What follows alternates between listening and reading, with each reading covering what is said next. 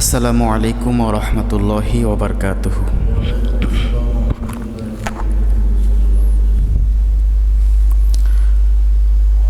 রমাদান মাস, লোকজন একটু আগে আগে আসার কথা না? আসলে ভালো হইতো। আসবে সবাই, ধীরে ধীরে আসবে। নাহমাদুহু ওয়া নাস্তাঈনুহু ওয়া নাস্তাগফিরুহু ওয়া নু'মিনু বিহি ওয়া নাতাওয়াক্কালু আলাইহি ونعوذ بالله من شرور أنفسنا ومن سيئات أعمالنا من يهد الله فلا مضل له ومن يضلله فلا هادي له ونشهد أن لا إله إلا الله وحده لا شريك له ونشهد أن سيدنا ونبينا ومولانا محمدا عبده ورسوله الذي أرسله بالحق بشيرا ونذيرا وداعيا إلى الله بإذنه وسراجا منيرا اللهم صل على محمد وعلى آل محمد كما صليت على إبراهيم وعلى آل إبراهيم إنك حميد مجيد اللهم بارك على محمد وعلى آل محمد كما باركت على إبراهيم وعلى آل إبراهيم إنك حميد مجيد أعوذ بالله من الشيطان الرجيم بسم الله الرحمن الرحيم شهر رمضان الذي أنزل فيه القرآن মনে বড় আশা ছিল যাব মদিনায়, মনে বড় আশা ছিল যাব মদিনায়। সালাম আমি করব গিয়ে, সালাম আমি করব গিয়ে নবীর রওজায়, মনে বড় আশা ছিল যাব মদিনায়।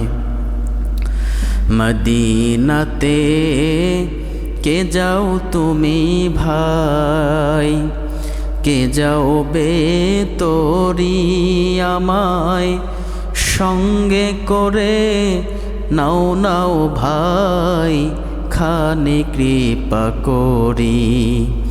মদিনাতে কে যাও তুমি ভাই, কে যাও বে তোরি আমায় সঙ্গে করে, নাও নাও ভাই খানে কৃপা করি। সঙ্গে যদি না লও মোরে গিয়ে মদিনায়,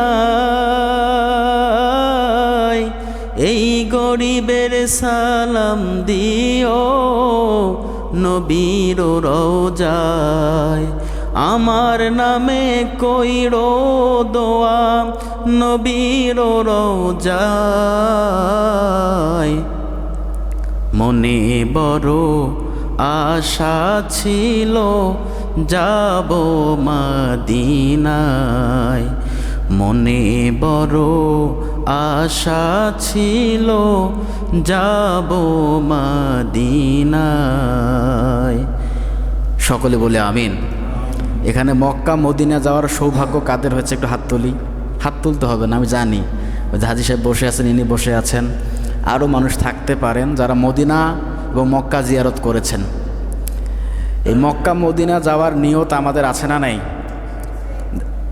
দেখেন টাকা পয়সা থাকলে কিন্তু সে মক্কা মদিনা সফর করবে, ব্যাপারটা এমন না। এর জন্য নিয়ত দরকার। কি করা লাগবে? হজ শব্দের শাব্দিক অর্থই হচ্ছে ইচ্ছা করা, নিয়ত করা। যদি আপনি নিয়ত করতে পারেন, নিয়তের মতো নিয়ত যদি করতে পারেন, আল্লাহ পাক অবশ্যই হয়তোবা আপনাকে কবুল করতেও পারে। কত মানুষ আছে, এই কিছুদিন আগে পাকিস্তানের মধ্যে একজন মানুষ ছিল, বৃদ্ধ মানুষ, সে ভাইরাল হয়েছে নেট দুনিয়ায়। তিনি ছাগল বিক্রি করে, ছাগল লালন পালন করে, অল্প অল্প করে টাকা জমিয়ে ওই পাকিস্তান থেকে গিয়েছে মক্কা মদিনা শহরে। আল্লাহ রসুলের রওজা মোবারকের দিকে সে এক ধ্যান ধরে তাকিয়েছিল। তার পায়ের মধ্যে জুতা নাই, হারিয়ে ফেলেছে। মানে এমন একটা অবস্থা, দেখলে খুবই মায়া লাগে। এই লোকটা কত কষ্ট করে টাকা জমিয়ে জমিয়ে এই পাকিস্তান থেকে মক্কা মদিনা শরীফে গিয়েছিল হজ করার জন্য। পরবর্তীতে লোকটার খবর নেওয়া হয়েছিল, তিনি অনেক গরিব মানুষ, অত্যন্ত গরিব মানুষ। তারপরও সে হজ করেছে, কারণ তার মনের মধ্যে ইচ্ছে ছিল। কি ছিল? ইচ্ছে ছিল। আমরা বলি না হজ করতে যাই, হজ করতে যাই। হজ এর অর্থই হচ্ছে ইচ্ছা করা। কি করা? আমরা কি আজকে ইচ্ছা করতে পারি না আল্লাহ পাক রব্বুল আলামিন রসুলের রওজা শরীফ জিয়ারত করার, মক্কা শরীফ তাওয়াফ করার তৌফিক আমাদের দান করুক? এটা আমরা চাই কি চাই না? চাই। আল্লাহ পাক আমাদের এই নিয়তকে কবুল করুক, সকলে বলে আমিন।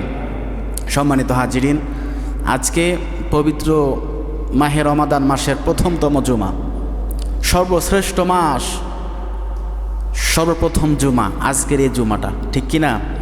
আজকের দিনের গুরুত্ব অনেক অনেক গুণে বেশি। রমাদান মাসের চেয়ে উত্তম কোনো মাস আরও আছে? আর হতে পারে না। আল্লাহ পাক রব্বুল আলামিন আমাদেরকে সিয়াম দিয়েছেন কিসের জন্য? আমাদের অন্তরের মধ্যে যেন তাকওয়া সৃষ্টি হয়, ভয়, আমাদের মনের মধ্যে যেন ভয় থাকে। কার? আল্লাহ পাকের ভয় যেন মনের মধ্যে লালন করতে পারি। এর জন্যই আল্লাহ পাক আমাদেরকে রোজার বিধান দিয়েছেন, যেমন করে বিধান দিয়েছেন আমাদের পূর্ববর্তী পুরুষদের উপরে। ইব্রাহিম আলাইহিসসালাম রোজা করতেন, আদম আলাইহিসসালাম রোজা করেছেন, যতগুলো পয়গম্বর রয়েছেন সবাই রোজা করেছেন। রোজার একটা বিধান আছে, কারণ আল্লাহ পাক বলেছেন যেমন করে তোমাদের ফরজ করেছি তোমাদের পূর্ববর্তী পুরুষদের উপরেও এ রোজার বিধান আমি দিয়েছিলাম। কেন জানো? যেন তোমরা, আমি রবের ভয় তোমাদের অন্তরের মধ্যে সৃষ্টি হয়, রিইউজ হয়, রিনিউ করে আল্লাহ পাক বছরে বছরে। কয়বার? বছরে বছরে। বছরে বছরে দেখবেন প্রতিটা দোকানদার হালখাতা করে। কি করে? বাকি পড়ে যায়, টাকা তুলতে পারে না, হালখাতা করে, মানুষদেরকে খাইয়ে দাইয়ে টাকা তুলে নেয়, ঠিক কি না? কারণ যতই বলি বাকি দেব না, বাকি যায়। তো প্রতি বছরে একটা করে হালখাতার সিস্টেম আমরা করি, টাকা তো তুলতে হবে। আল্লাহ পাক রব্বুল আলামিন জানেন যে আমার বান্দারা এই যে 11 মাস 12 মাস ইবাদত করতে করতে শয়তান এসে ঘিরে ধরে, যার কারণে এদের ভিতর থেকে রবের ভয়টা দূরে সরে যায়। আমিও আল্লাহ পাক এমন একটা সিস্টেম করলাম যেন প্রতি বছরে বছরে আমার বান্দাদেরকে এমন একটা সিস্টেম করে দেই, এই সিস্টেমের কারণে আমার রবের ভয় যেন আমার বান্দাদের মধ্যে সৃষ্টি হয়। বলি সুবহানাল্লাহ। প্রতিটা জিনিসের কিন্তু একটা সিস্টেম আছে, একটা সুশৃঙ্খল আছে, ঠিক কিনা বলেন? এর আগেও আমি উদাহরণ দিয়েছিলাম। শুধু ইসলামিক দৃষ্টিকোণ থেকে রোজার যে ফজিলত অনেক বেশি, এটা তো আছেই। বিজ্ঞানিক দৃষ্টি থেকে আপনি দেখেন রোজার গুরুত্বটা কত দূর। এই যে আমাদের পা থেকে মাথা অবধি একটা শরীর আমাদের আছে, তাই না? এই শরীরটার আমাদেরকে দান করেছেন কে? আল্লাহ পাক আমাদের দান করেছেন। এই যে পা থেকে মাথা অবধি আমাদের যতগুলো গুরুত্বপূর্ণ অঙ্গ প্রত্যঙ্গ দিয়ে আমাদের মালিক আমাদের সৃষ্টি করলেন, এগুলো ভালো রাখার দায়িত্ব আমাদের আছে না? আমরা তো সব সময় দেখি আমাদের জমির ফসলটা কেমন অবস্থা আছে, আলু এবার ভালো হলো কি না, আলুতে অমুকটা আসছে, একটু এই ওষুধটা মারা লাগবে, বাড়ির মধ্যে অমুক জায়গায় সমস্যা, ওই জায়গাটা ঠিক করতে হবে, পুকুরের মধ্যে মাটি কাটতে হবে, বাড়িতে অমুক সমস্যার সমাধান করা লাগবে। কত বিষয় আমরা চিন্তা ভাবনা করি, কিন্তু কখনো কি প্রশ্ন করি, হ্যাঁ আমার লিভার তুমি কেমন আছো, কি অবস্থা তোমার, কেমন কাজ চলছে তোমার। এই হার্ট মানুষ হার্ট অ্যাটাক করে না, কখনো কি মনের মধ্যে প্রশ্ন জাগে, হার্ট তুমি কেমন আছো, কি অবস্থা তোমার, ফুসফুস তোমার অবস্থা কেমন, আমার হৃৎপিণ্ড অবস্থা কেমন, আমার পাকস্থলীর অবস্থা কেমন, কেমন আছো তুমি, কেমন চলছে তোমার দিনকাল, জিজ্ঞেস করি কখনো? একটা মানুষের শরীরে প্রায় 20 কোটি টাকার সম্পদ থাকে, মানে যদি আপনি করতে চান, সমন্বয় করতে চান, 20 কোটি টাকার। এই যে মাথার মগজটা আছে না, কখনো বলি তুমি কেমন আছো, কোনো সমস্যা হচ্ছে তোমার আমাকে বলো, কখনই আমরা বলি না। কিন্তু বাহ্যিক দৃষ্টি থেকে আমরা সবগুলোরই খবর রাখি। আমাদের দেহে যে সম্পদগুলো আল্লাহ পাক দিয়েছেন, এগুলোর খবর আমরা নিতে চাই না। নিতে হবে। কেন নিতে হবে? এই রমাদান মাস উপলক্ষে রমাদানে রোজা রাখলে এই পা থেকে মাথা অবধি পর্যন্ত, সহজ ভাষা আপনাদের বোঝাচ্ছি, আপনাদের রক্ত সরবরাহ, রক্তের শিরা উপশিরা যেগুলো আছে, এগুলো ক্লিন হয়ে যায়, স্বচ্ছ হয়ে যায়, পরিষ্কার হয়ে যায় রোজা রাখার মাধ্যমে। আপনার শরীরের মধ্যে অতিরিক্ত যে চর্বিগুলো যেগুলো আছে, চর্বি থাকে না, এই চর্বিগুলো নষ্ট হয়ে যায়, ধ্বংস হয়ে যায়। যত রকম টক্সিন জীবাণু আছে সবগুলো ধ্বংস হয়ে যায় এই রোজার মাধ্যমে। প্রায় 13-14 ঘন্টা 15 ঘন্টা আমরা না খেয়ে থাকি। এই না খেয়ে থাকার উপকারিতা আছে না নাই? অবশ্যই আছে। শরীরের মধ্যে অতিরিক্ত চর্বি জমে, অতিরিক্ত টক্সিন জমে, সেগুলো এই রোজার মাধ্যমেই নষ্ট হয়ে যায়। ফলে আমাদের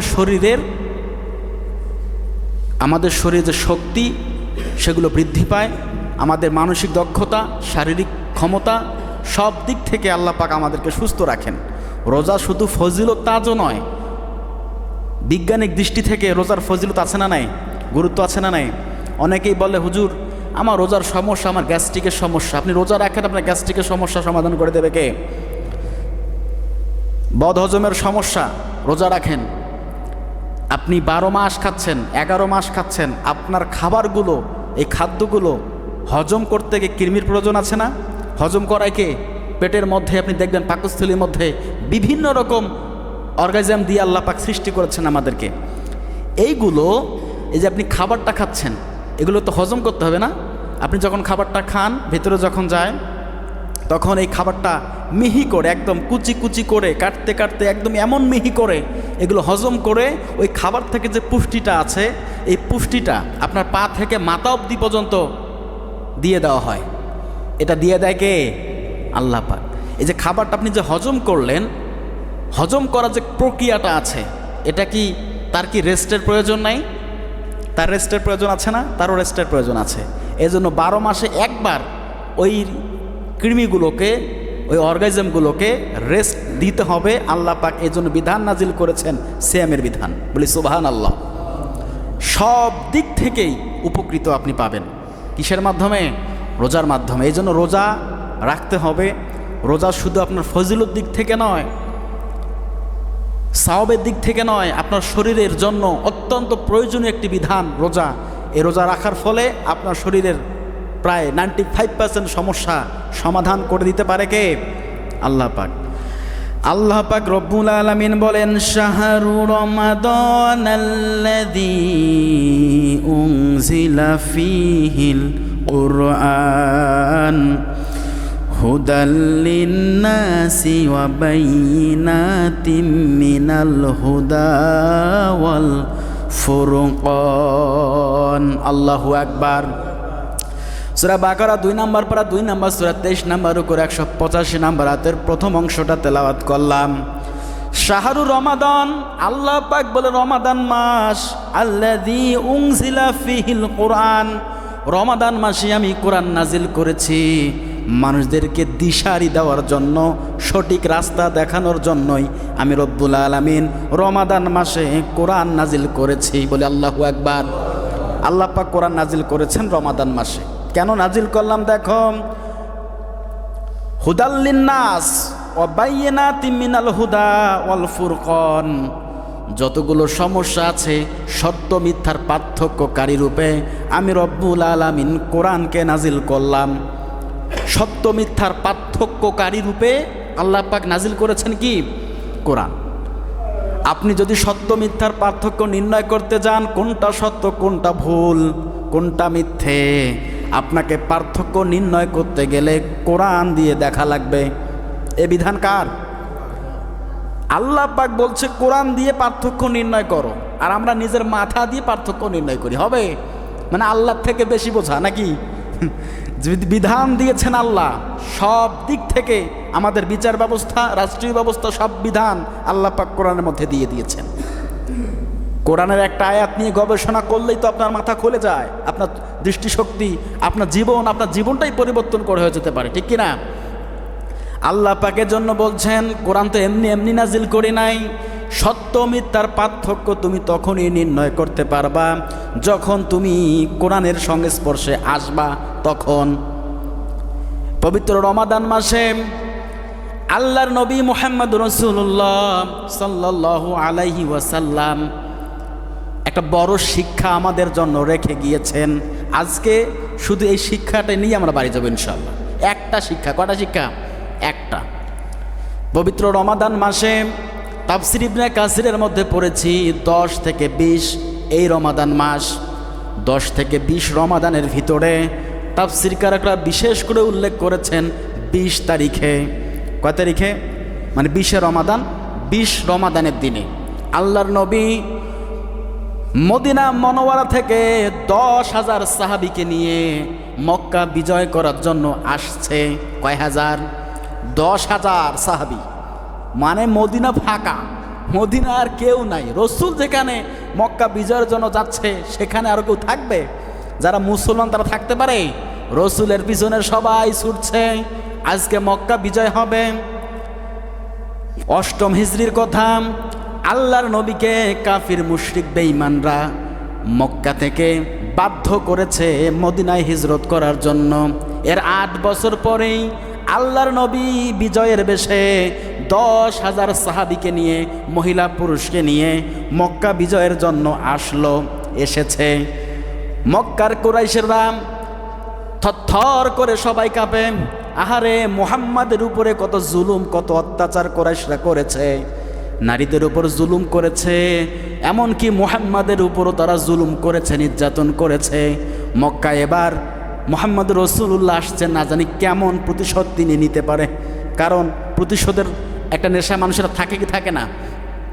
এত বছর সেখানে অত্যাচারিত হয়েছি, এবার গেলে সবগুলোকে জেলে ভর্তি করে দেব, এরকম হয় কি হয় না?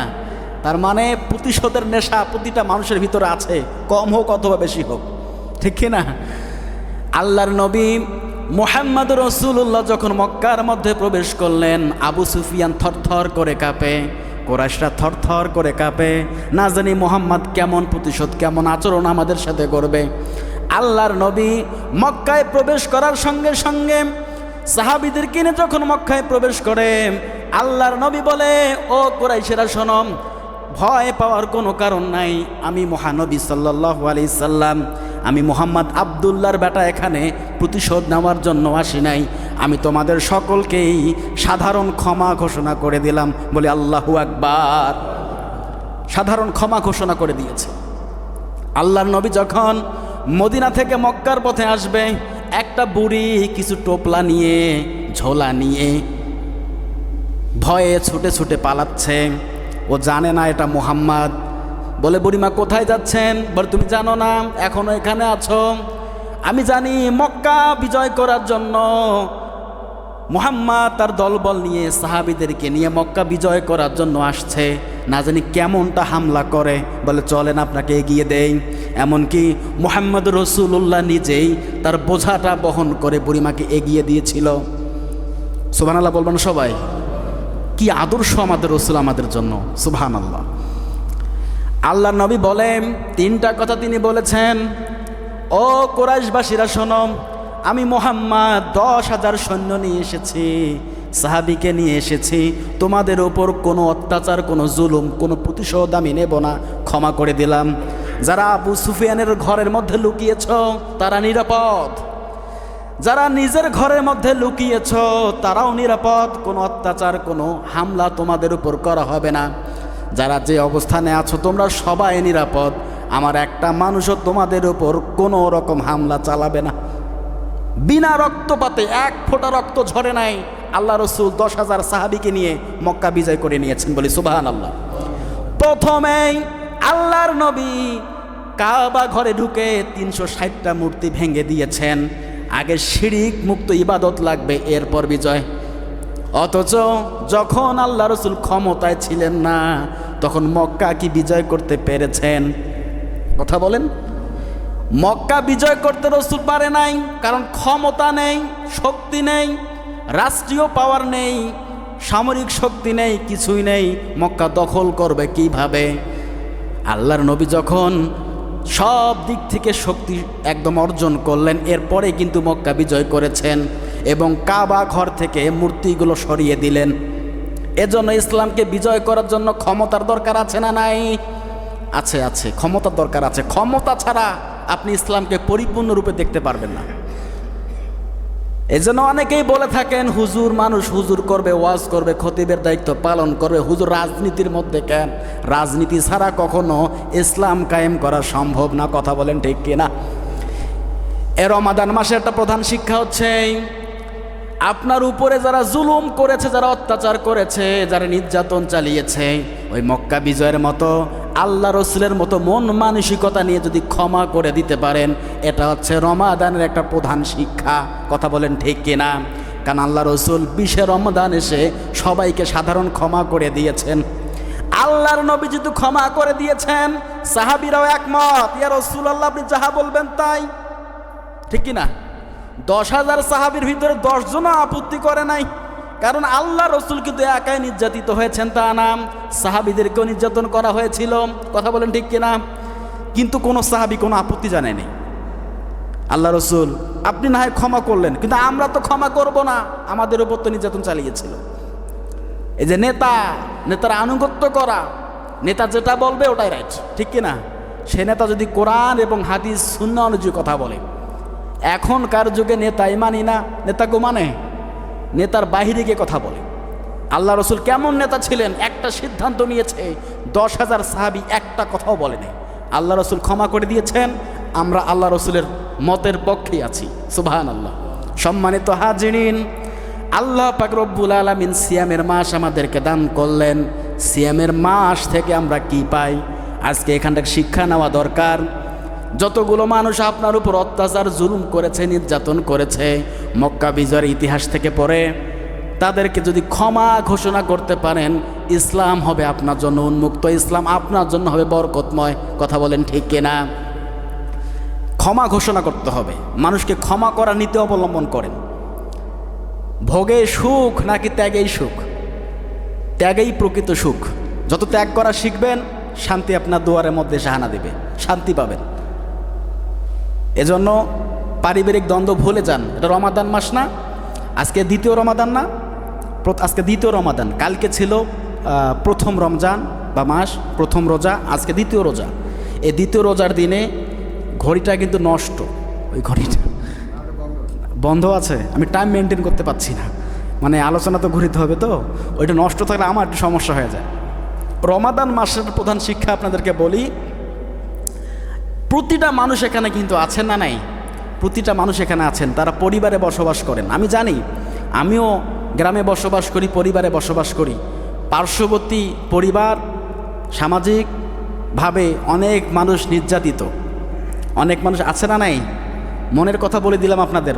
খেয়াল করে দেখবেন যে আপনি অমুকের দ্বারা নির্যাতন হচ্ছেন, অমুক আপনার উপরে হেভি টর্চারিং চালাচ্ছে, মানসিকভাবে আপনাকে সে শান্তিতে থাকতে দিচ্ছে না, আপনার উপর জুলুম চালাচ্ছে। আজকে রমাদান মাসের ফজিলত মনে করে, আল্লাহ রসুলের ওই আদর্শকে মনে করে মন থেকে ক্ষমা করে দেন। যদি ক্ষমা করে দিতে পারেন, আল্লাহ পাক রব্বুল আলামিন আপনার জীবনের মধ্যে বরকত দান করবে, বলি সুবহানাল্লাহ। শুধু ক্ষমা করে দিবেন তা না, অনুরূপভাবে 17 রমাদানের দিনে আল্লাহ রসুল কিন্তু বদরের যুদ্ধ সংগঠিত করেছেন। কিসের যুদ্ধ? বদরের যুদ্ধ। ওটার হিসাব পরে আসি। আরেকটা কথা বলি, রমাদান মাসের গুরুত্ব কতটা গুরুত্ব দেখেন এবার। আল্লাহ পাক রব্বুল আলামিন দুনিয়ার জমিনে যতগুলো কিতাব নাজিল করেছেন, ইবনে কাসিরের মধ্যে আছে ইনজিল, এটা কিতাব আছে না? ইনজিল কিতাব নাজিল হয়েছিল, তাওরাত নাজিল হয়েছিল? এই তাওরাত কিতাব নাজিল হয়েছিল মুসা নবীর উপরে। হ্যাঁ, আল্লাহ পাক রব্বুল আলামিন তাওরাত কিতাব নাজিল করেছেন রমাদান মাসে। ওই সময় রমাদান মাসে আল্লাহ পাক তাওরাত কিতাব নাজিল করেছেন। ইনজিল কিতাব যেটা নাজিল হয়েছিল হযরত ঈসা আলাইহিস সালাতু ওয়াস সালামের উপরে, এই ইনজিল কিতাবও আল্লাহ পাক নাজিল করেছেন রমাদান মাসে। এমনকি জাবুর কিতাব নাজিল হয়েছিল দাউদ আলাইহিস সালাতু ওয়াস সালামের উপরে। এই জাবুর কিতাবটা আল্লাহ পাক রব্বুল আলামিন নাজিল করেছেন রমাদান মাসে। যতগুলো সহিফা কিতাব রয়েছে সবগুলো কিতাব আল্লাহ পাক রমাদানের বরকতে, রমাদানের সম্মানার্থে রমাদান মাসে নাজিল করেছেন। কিসের মাসে বলেন তো? রমাদান মাসে। তার মধ্যে অন্যতম কিতাব হচ্ছে আল কোরআন। এই আল কোরআন রমাদান মাসেই নাজিল করেছেন কে? আল্লাহ পাক ডিরেক্ট বলছেন শাহরু রমাদান আল্লাযী উনজিলা ফীহিল কোরআন। এই পবিত্র রমাদান মাসেই আমি কোরআন নাজিল করেছি। কোন মাসে? রমাদান মাসে। এই রমাদান মাস আমাদের জন্য বড় শিক্ষা মাস নাকি বলেন তো? বড় শিক্ষার মাস। এই মাসে ইবাদত করতে হবে। যতগুলো পাপ ভুল আমরা করেছি গত 11 মাসে, এইগুলোর জন্য নিজেকে অনুতপ্ত করতে হবে আল্লাহ পাকের দরবারে, কান্নাকাটি করতে হবে। আল্লাহ, যতগুলো পাপ করেছি, ভুল করেছি, রমাদান মাস পেয়েছি, 5 ওয়াক্ত সালাত আদায় করব, তারাবির নামাজ সঠিক নিয়মে আদায় করব, আর আপনার ইবাদত বন্দেগী করব, রোজা ছাড়বো না, 30টা রোজাই আমি ইনশাআল্লাহ করব। বলি সুবহানাল্লাহ। এরকম নিয়ত আমাদের করার দরকার আছে না নাই? অবশ্যই আছে। এই রমাদান মাস পবিত্র মাস, সবচেয়ে পবিত্র মাস হচ্ছে রমাদান মাস। এই রমাদান মাসের শিক্ষা আমাদের আছে। আল্লাহর নবী মুহাম্মদ রাসূলুল্লাহ রমাদান মাসের আরেকটি ঘটনা শোনেন। 17ই রমাদান বদর যুদ্ধ সংগঠিত হয়েছিল। আল্লাহর নবী সাহাবীদেরকে নিয়ে বলছে, ও সাহাবীরা, বদর যুদ্ধের প্রান্তরে যাইতে হবে, ঢক ঢক করে পানি পান করো। সাহাবীদেরকে আগে বলে নাই সাহাবীদেরকে। তিনি নিজেই একটা টিলার উপরে উঠলেন, একটা উঁচু স্থানে উঠলেন, সবাইকে দেখিয়ে দেখিয়ে পানি ঢক ঢক করে পান করছে পাত্র থেকে। আল্লাহ রসুল পানি পান করার মাধ্যমে সবাইকে জানিয়ে দিচ্ছেন, আজকে মুশরিকদের বিরুদ্ধে লড়াই হচ্ছে, কাফিরদের সঙ্গে লড়াই হবে, শরীরে শক্তি অর্জন করতে হবে, রোজা ভাঙো। কিসের রোজা? ফরজ রোজা। কি রোজা? ফরজ রোজা আল্লাহ রসুল ভেঙে ফেলছেন। কেন? কারণ কাফিরদের সঙ্গে যুদ্ধ করা লাগবে। বদর যুদ্ধের ময়দানে আল্লাহ রসুল সাল্লাল্লাহু আলাইহি ওয়াসাল্লাম বিজয় ছিনিয়ে এনেছেন। কি কারণে বিজয়? এই জন্য ছিনিয়ে আসলেন, যদি ওই দিন পরাজিত বরণ করত, ইসলামের নাম নিশানা ওই দিনেই দুনিয়া থেকে বিদায় করে হয়ে যেত। আল্লাহ পাক বিজয় দান করেছেন কিছু কিছু যুদ্ধের ময়দানে। বিজয়ের জন্য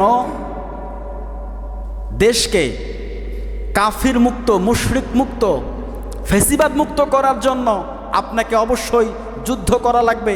সেটা ওই সময়ের যুদ্ধে এই সময় যুদ্ধে পার্থক্য আছে তো নাকি?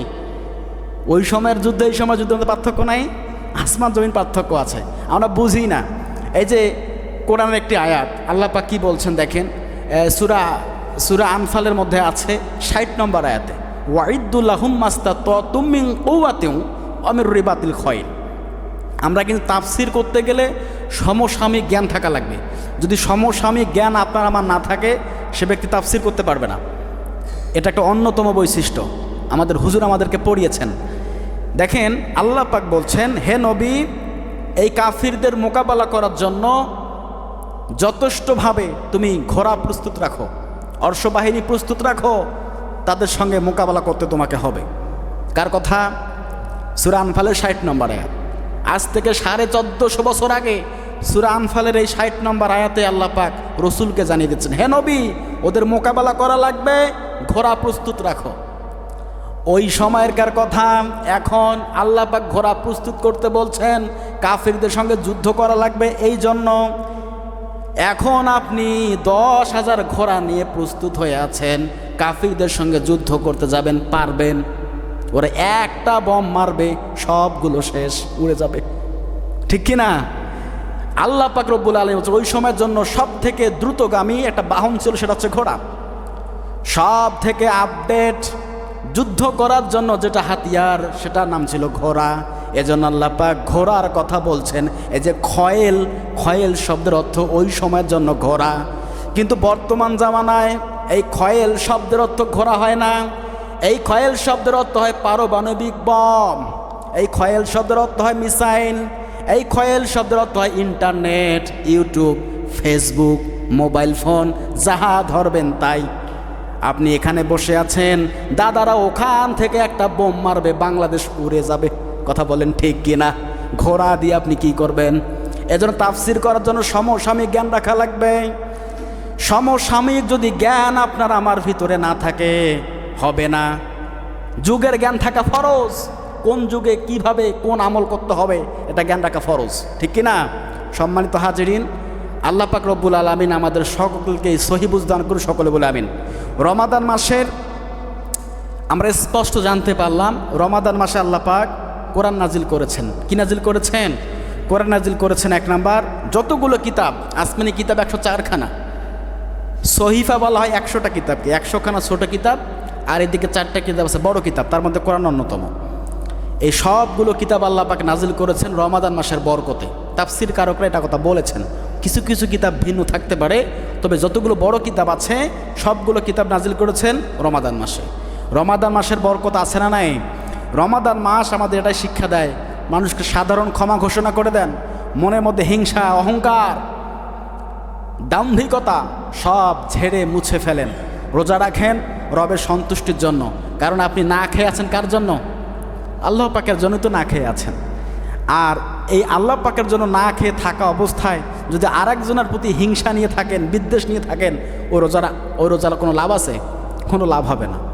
এজন্য আল্লাহ পাক রব্বুল আলামিন আমাদের সঠিকভাবে এই 30টা রোজা করার তৌফিক এনায়েত করুন, সকলে বলে আমিন। প্রথমেই কয়েকটা কথা বলেছিলাম রোজা রাখার গুরুত্ব এবং ফজিলত। শারীরিক দিক থেকে রোজা রাখার গুরুত্ব আছে না নাই? আমি প্রথমেই বলেছিলাম, তখন মনে হয় কমপক্ষে 1 কাতার লোক ছিল সব মিলে, হ্যাঁ?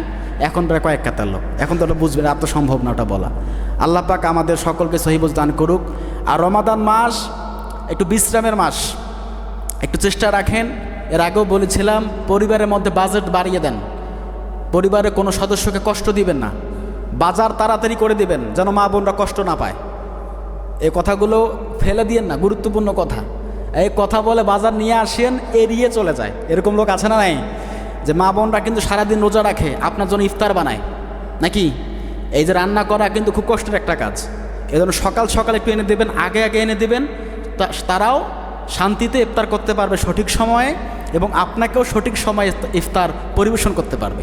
মা বোনদের দিকে একটু বিশেষ খেয়াল রাখবেন, পরিবারের দিকে বিশেষ খেয়াল রাখবেন। আল্লাহ পাক রব্বুল আলামিন এই পবিত্র রমাদান মাসের পরিপূর্ণ ফজিলত, বারাকা আল্লাহ পাক আমাদের নসিবে যেন দান করে, সকলে বলে আমিন। যারা সুন্নত পড়েননি পড়ে নেন।